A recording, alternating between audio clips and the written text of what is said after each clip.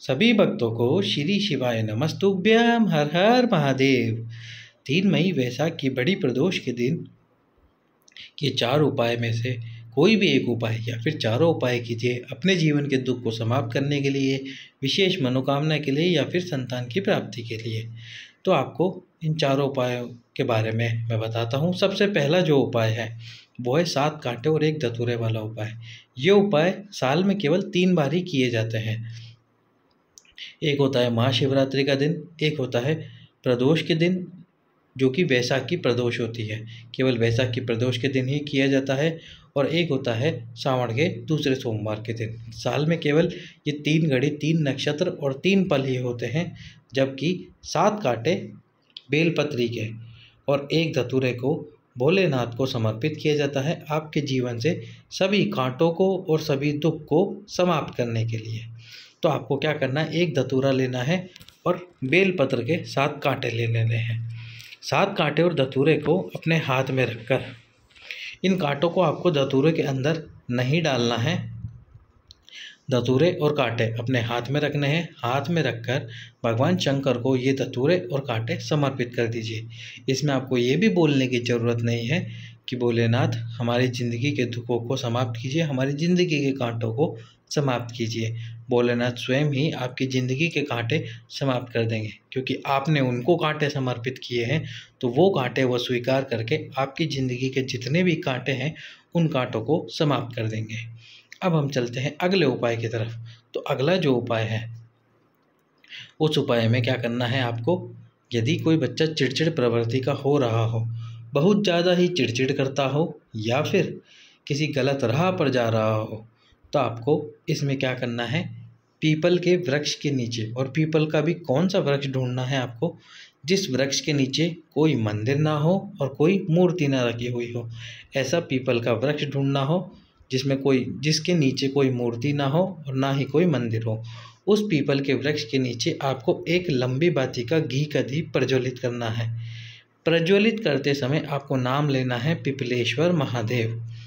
पिपलेश्वर महादेव का नाम लेना है, और उसके साथ में ही जिस बच्चे की आपको राह परिवर्तित करवानी है या गलत संगत छुड़वाना है, उस बच्चे का नाम स्मरण करना है। 3 प्रदोष ये आपको उपाय करना ही है। वैशाख की प्रदोष से शुरू कीजिए, उसके बाद ज्येष्ठ की दोनों प्रदोष को भी उपाय कीजिए, बच्चे की गलत राह परिवर्तित हो जाएगी। अब हम चलते हैं अगले उपाय की तरफ। तो अगला जो उपाय है, यदि घर में बहुत क्लेश मचा हो, छोटी छोटी बातों पर लड़ाइयाँ होती हो, तो आपको क्या करना है, इस उपाय में 1 बेलपत्र लेना है। अब ये जो बेलपत्र की बीच वाला पत्ता है, इस पत्ते पर आपको शहद लगा देना है। पूरे पत्ते पर शहद लगा दीजिए। शहद लगाने के बाद में इस पत्ते को इस प्रकार से आपको पकड़ना है, और पकड़कर बेलपत्री के वृक्ष के नीचे आपको इस पत्ते को रख देना है। केवल एक ही बार ये उपाय किया जाता है, केवल 1 प्रदोष के दिन।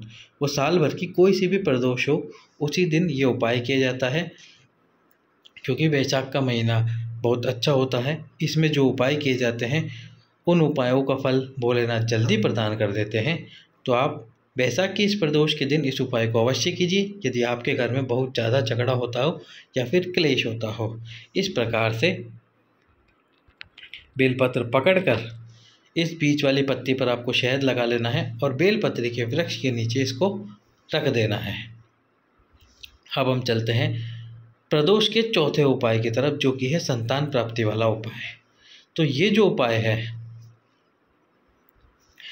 तो इस उपाय में आपको क्या करना है, वैशाख के किसी भी महीने, किसी भी दिन इस उपाय को किया जाता है। वैशाख के किसी भी दिन इस उपाय को किया जा सकता है, लेकिन जो प्रदोष का दिन होता है वो भोलेनाथ को अधिक प्रिय होता है। और प्रदोष के दिन भी, प्रदोष काल में यदि आप ये उपाय करते हैं तो इसका आपको फल निश्चित ही प्राप्त होता है। आपको क्या करना है, एक वट वृक्ष जो कि बरगद का पेड़ होता है, वट वृक्ष के नीचे जाना है, और जाते समय पति और पत्नी दोनों जाइए। एक तो कलश लेना आपको मिट्टी का, और एक कलश लेना है आपको तांबे का। दोनों में जल भर लेना है। अब ये जो मिट्टी वाला कलश है, इस मिट्टी वाले कलश के ऊपर आपको जो तांबे वाला कलश है उस कलश को रख देना है, और इस प्रकार घर से मिट्टी वाले कलश के ऊपर तांबे का कलश रखकर उपाय करने के लिए जाना है। अब जो बरगद का पेड़ है या वट वृक्ष होता है, उसके नीचे आपको जो भी शिवलिंग मिल जाए, फिर वो मिट्टी का हो, सीमेंट का हो, पत्थर का हो, या फिर किसी भी धातु से बना हुआ शिवलिंग हो।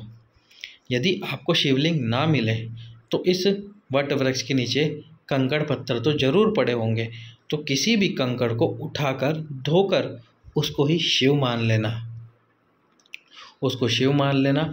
शिव मानकर कंकड़ में ही शंकर है ये मानकर इस उपाय को करना। अब सीधे वाले हाथ में मिट्टी वाला कलश और उल्टे वाले हाथ में तांबे वाला कलश, दोनों को पकड़कर एक साथ से ही दोनों कलशों से जो शिवलिंग है उसके ऊपर जल समर्पित करना। जल समर्पित करते समय आपको 3 व्यक्तियों का नाम लेना है। एक तो लेना है माता प्रसूति का नाम, जो कि दक्ष प्रजापति की पत्नी है। एक लेना है स्वयं दक्ष प्रजापति का नाम, और एक लेना है दक्ष प्रजापति की पहली पत्नी का नाम, जो कि है माता वीरणी। इन तीनों का नाम लेना है जल समर्पित करते समय। जब तीनों का नाम ले लो, उसके बाद में भगवान शंकर से कामना करनी है संतान प्राप्ति की। अब देखो, आपको 2 तरह से बता रहा हूँ कि आपको जल किस प्रकार पीना है। या तो आप ऐसा कर सकते हो, एक पात्र आपके साथ में लेके जा सकते हो, और जो शिवलिंग है या जो कंकड़ है उस कंकड़ को उस पात्र में रख लीजिए। जब आप उस कंकड़ को पात्र में रख लेंगे और दोनों हाथों से जल समर्पित कर देंगे, तो जल जो है वो उस पात्र में आ जाएगा। उस पात्र में से थोड़ा सा जल निकाल लो, बाकी जल पेड़ के नीचे ही डाल दीजिए, और पति और पत्नी दोनों उस जल को पी लीजिए। या तो आप ऐसा कर लीजिए, या फिर क्या कीजिए, जिस भी कंकड़ पे या फिर शिवलिंग पे आप जल चढ़ा रहे हो, जब दोनों हाथों से जल समर्पित कर दो, उसके बाद में उस शिवलिंग को उठाकर कलश के ऊपर रख दो, क्योंकि जो जल चढ़ाया है वो बूंद बूंद करके कलश में ज़रूर गिरेगा, क्योंकि जल चढ़ाते ही सारा जल बह तो जाएगा नहीं, शिवलिंग के ऊपर से नीचे गिरता रहेगा। तो उस शिवलिंग को उठाकर कलश के ऊपर रख लो, और जितना भी जल कलश में आ जाए वो पति और पत्नी दोनों पी लीजिए। इस प्रकार से आप दोनों में से कोई सा भी एक तरीका अपनाकर जल को पीना है आपको, तो दोनों में से किसी भी एक तरीके को अपनाकर आप जल को पी सकते हैं। अब कोई माताएं बहनें पूछ रही हैं कि यदि वट वृक्ष के नीचे शिव मंदिर है, यानी कि वट वृक्ष की छांव शिव मंदिर के ऊपर पड़ रही है, तो क्या हम शिव मंदिर में इस उपाय को कर सकते हैं? यदि वट वृक्ष अच्छी तरह से शिव मंदिर को घेर रखा है, यानी कि पूरा उसके ऊपर ढक रखा है शिव मंदिर के ऊपर, तो आप जो शिव मंदिर है, शिव मंदिर के अंदर जो शिवलिंग है उसके ऊपर इस उपाय को कर सकते हैं। लेकिन यदि थोड़ी सी ही छाँव हो तो आपको नहीं करना है। फिर अगर वट वृक्ष के नीचे शिवलिंग ना हो तो वहीं के ही पड़े हुए कंकर को शंकर मान के ये उपाय कर लीजिए। सभी भक्तों को श्री शिवाय नमस्तुभ्यम। हर हर